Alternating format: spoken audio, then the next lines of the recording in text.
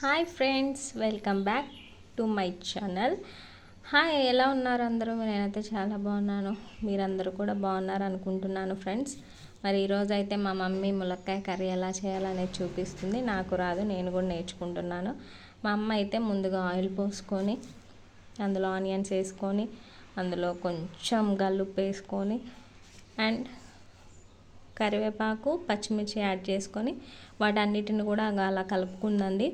So ఇప్పుడు అవన్నీ కూడా ఆయిల్లో ఫ్రై అయిపోవాలి. చూసారా, ఫ్రై అయిపోయినాయి. ఇప్పుడు కొంచెం అల్లం వెల్లుల్లి పేస్ట్ వేసుకోవాలి.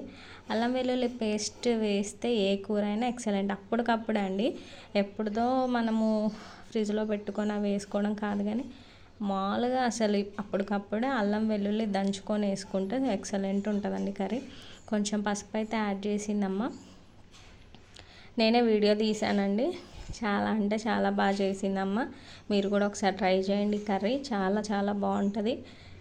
ఇంకా నెక్స్ట్ ఇప్పుడు ఏం చేస్తుందంటే అమ్మ, అవి ఏమేమంటే అవి పల్లీలండి. పల్లీలు, చెక్క, లవంగ, గసాలు, ఇంకా అంతే.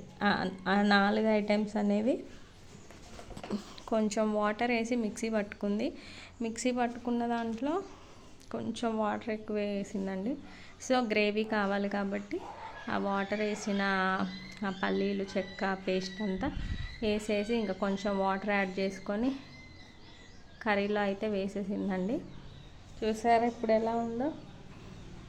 నెక్స్ట్ ములక్కాయలు వేసేసుకొని ఇప్పుడు ఆ ఆయిల్లో ఫ్రై అయిన ఆనియన్స్, ఈ పల్లీ పేస్ట్ ఇదంతా కూడా మంచిగా ఆయిల్ పైకి వచ్చేదాకా మగ్గిన తర్వాత ములక్కాయలు వేయాలండి.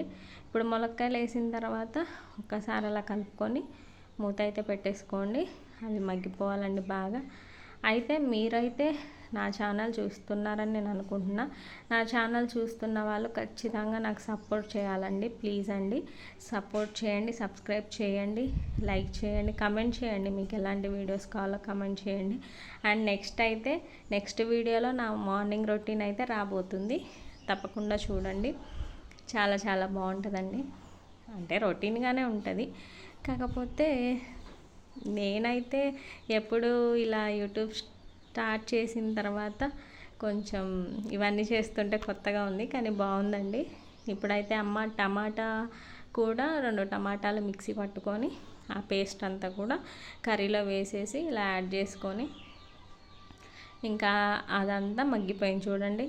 ఒక్కసారి అంతా ఆయిల్ చక్కగా పైకి అలా వచ్చే వరకు అలా మరిగిన తర్వాత మరిగేటప్పుడు ఇంకా కొంచెం మనం కొత్తిమీర అనేది కట్ చేసుకొని ఉంచుకోవాలి. కొత్తిమీర అనేది యాడ్ చేసినప్పుడు ఇంకా టేస్ట్ మారిపోయిందండి, ఎక్సలెంట్ ఉంటుంది. చూసారా, కొత్తిమీర యాడ్ చేసిన తర్వాత కలర్ఫుల్గా ఉంది కదండి. సో కూర ఆల్మోస్ట్ అయిపోయిందండి. చాలా అంటే చాలా టేస్టీగా ఉంది. నేను తిన్నాకే వీడియో అనేది ఎడిట్ చేస్తున్నాను. సూపర్ ఉందండి. మీరందరూ ట్రై చేయండి, తినండి. చాలా చాలా బాగుంది. నా ఛానల్ మాత్రం చూడకుండా ఉండకండి, చూడండి, సబ్స్క్రైబ్ మాత్రం చేయండి, సపోర్ట్ చేయండి. కొత్తగా యూట్యూబ్ స్టార్ట్ చేస్తే చాలామందిని సపోర్ట్ చేశారా, అలానే నన్ను కూడా సపోర్ట్ చేయండి. ఇంకా కొత్త వీడియోస్ మీ ముందుకు తీసుకొస్తాను. నా నెక్స్ట్ వీడియో మార్నింగ్ రొటీన్ చేస్తాను. బాయ్ అండి.